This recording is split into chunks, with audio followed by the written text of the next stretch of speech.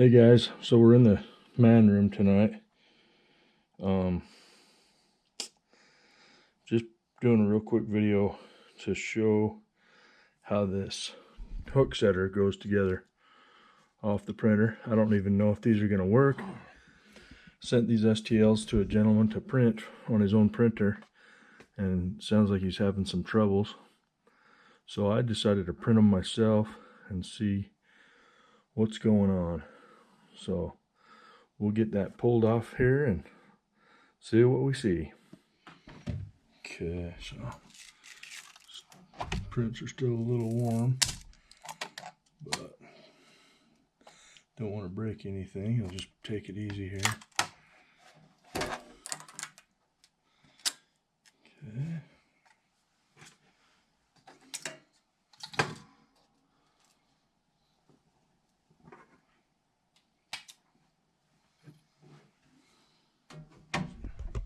Let's go over to the desk real quick with these parts and pieces,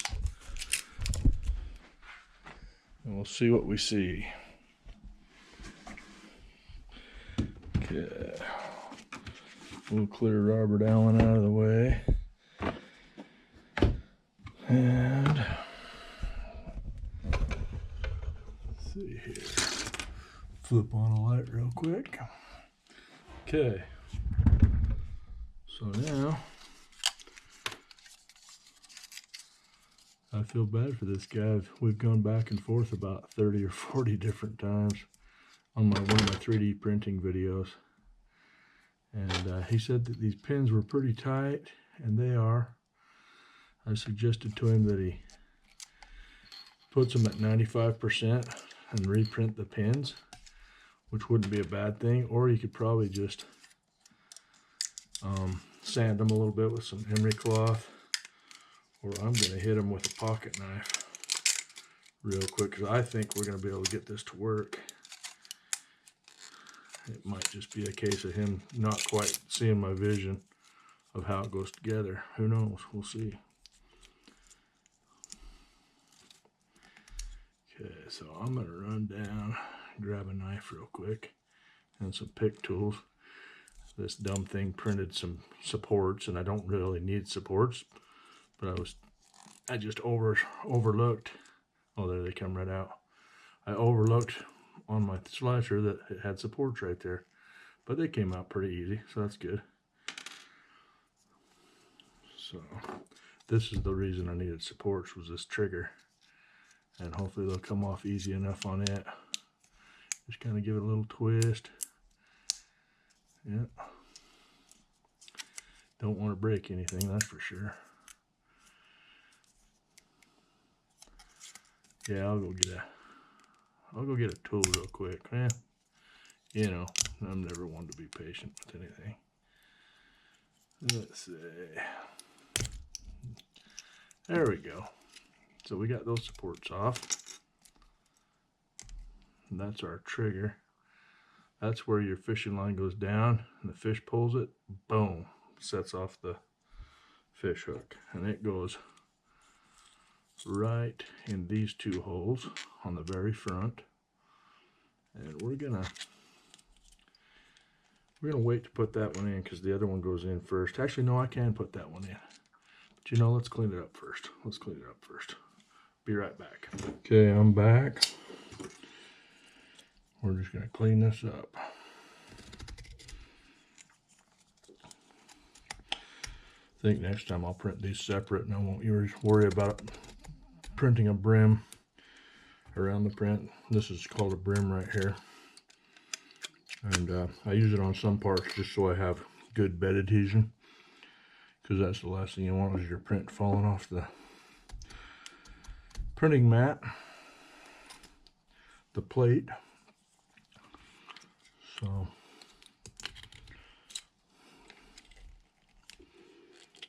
if you remember Boy Scouts, you don't ever cut towards you, or you're gonna be a stupid scout real quick. Okay, so there's the main part that goes on the lip of the bucket. In the morning I'll go grab my bucket and we'll put it all together. So we got the main part, the trigger, and I got a couple pins here. Kind of clean them up a little bit.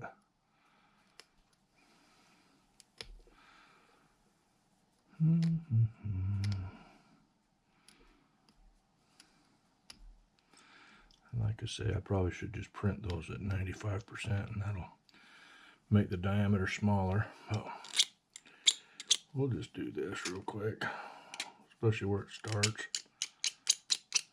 This knife's not getting any sharper. I need to run it through the buffer wheel. Okay, there's that one. This is a good one to have that brim on, because this one you're printing at this vertical, and it's just good to have that brim so you don't have problems with that getting knocked over.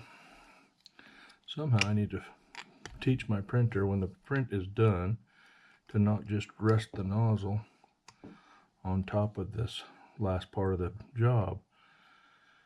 It's pretty lazy. I need to just figure out how to do G-code and go from there. But so there's another pin. We'll clean it up.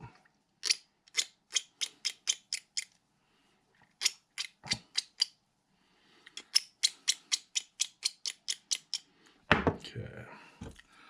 Should have brought some pliers, so that those just go right in there. They're not too bad. So we'll see. This might actually just work. So this is your trigger part. Let's call this the action. This is the action. This is where you put your rod tip in. I don't use a band like the brand name ones that you use. So see that support right there just comes out. Pretty nice. I don't use the band like the name brand ones. I just put my rod tip in this little slit here. And I actually prefer that. Let's see here, Joe.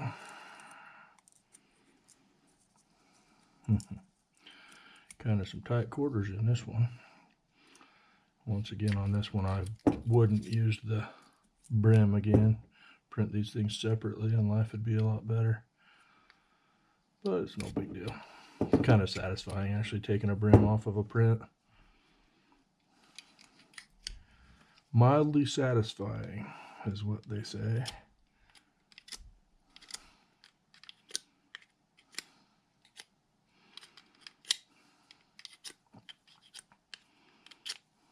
Okay.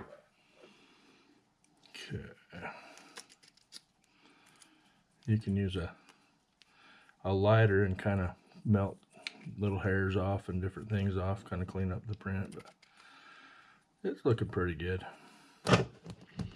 Okay, so basically this part is down because that goes on top of your bucket lid. This one is going to go in that first hole there, flush with the top. So that's what we're going to do. Oh, look at that, I broke one of the pins. No big deal, it should still be working. So we'll push that in there. Let's see here. Yeah, they are a little tight.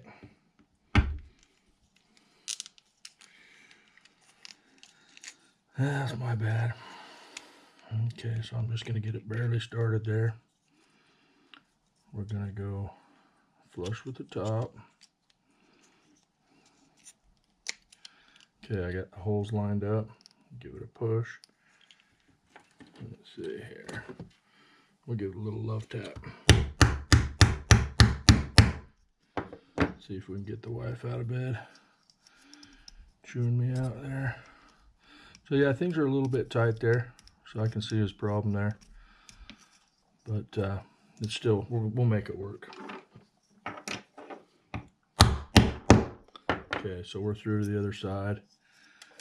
And just broke the tip off of the head, but that's okay. We're just prototyping stuff here. I just want to make sure these were fitting for him.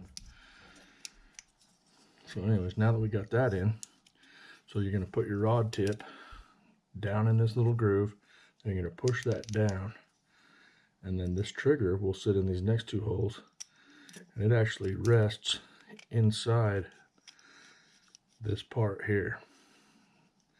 And so when those fish take it, it drops that out, and then this springs up. Your rod tip pulls it up. So we're going to spread that. And this might be a little tricky here without breaking things. We'll spread that. And it can take a little bit of doing to do it, but there we go. Okay. So now you can just work that back and forth, and it kind of does its thing. It loosens it up. You don't want it too loose anyways, because you don't want it triggering for no reason. Okay, so there's your trigger, bud. So that should work on your printer. Hopefully that'll help you figure out the way they go, but I would recommend printing those pins a little bit on your scale, on your slicer. Just go to scale and put 95, and it'll drop it by 5% of 100, so be a little smaller for you there. I am going to just design these eventually so I can just print it all at one time, and that should have little micro supports inside, and you can just work them out by doing that. But I think this thing's ready to fish. So in fact, I'm going to run out to the shop and grab my bucket. We'll keep rolling on this video, but let me grab a rod real quick. I've got one in here. So now I've got a little rod here. This is from Christensen's Outdoors. I highly recommend these for this type of application, because they can take a real good bend, and they cost you about 10 or 12 bucks. Just not a big deal. So there's your hooker bob there. This is what the big boys use for their trigger mechanism, but I don't bother with that. So basically, we are taking your rod tip, putting it in there, dropping it down. Okay. Kind of a mess. Okay, so there's that. Then so then we set that hook there. This will be easier to see on the bucket. But anyhow, that's what we're looking for. And when the fish take that trigger down, it'll pop that out. Boom. Set the hook. So I don't know. We'll see what happens. I'll show it in more detail on the bucket, on the one that actually has better tolerances. So this is looser on that. But yeah, it'll work. It'll work. We'll get it working.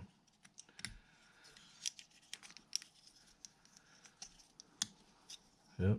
So that just grabs your rod tip, push that down, and you push that right over there. The rod tip's putting upward pressure on that piece, which holds this piece.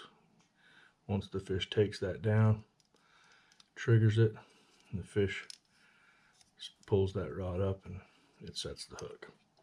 Okay, so I just found a bigger version of this. Goes on a 5-gallon bucket. Same thing. Got your action, trigger, and your base. So anyhow, on this one I put the pin through, and then I hit it with a cigarette lighter and melted it so it won't come out. Then I did find our old bucket here, like a 2.5-gallon bucket probably from Depot. If you go look at some of my old videos, we just notched that, and that goes around the lip of the bucket here. Just lock it in that way. Then I got a rod holder back here at 6 o'clock. Put that at noon. I grab my rod again.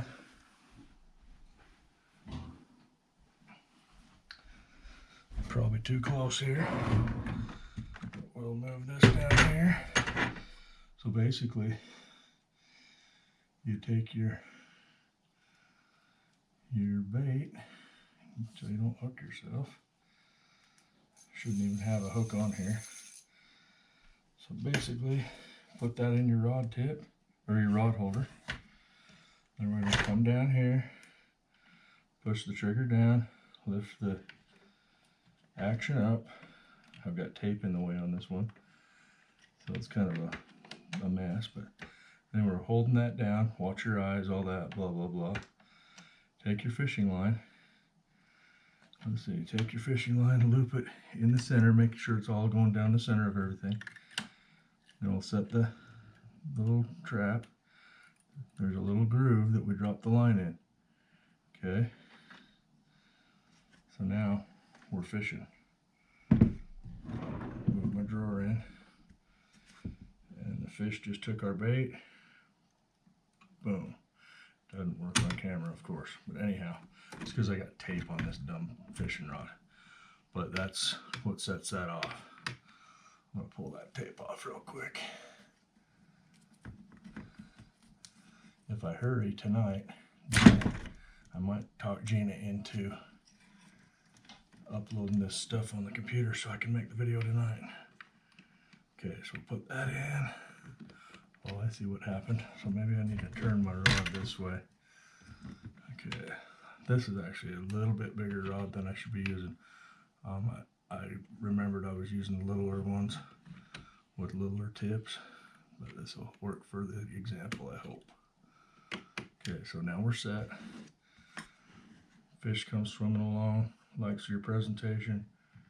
Boom, rod tip set. And life is great. So anyhow, hope that helps you, bud. And the STLs we'll put in the video here, but let me check the legalities of it before I start sharing them. I don't want to get anybody mad at me for stepping on their toes. Who knows, maybe you still can patent a mousetrap, but that's all that is a little simple mousetrap. And that's about the size of the fish I catch anyways. So anyways, just a real quickie there. Hope that helps. Tight lines, bud. See ya.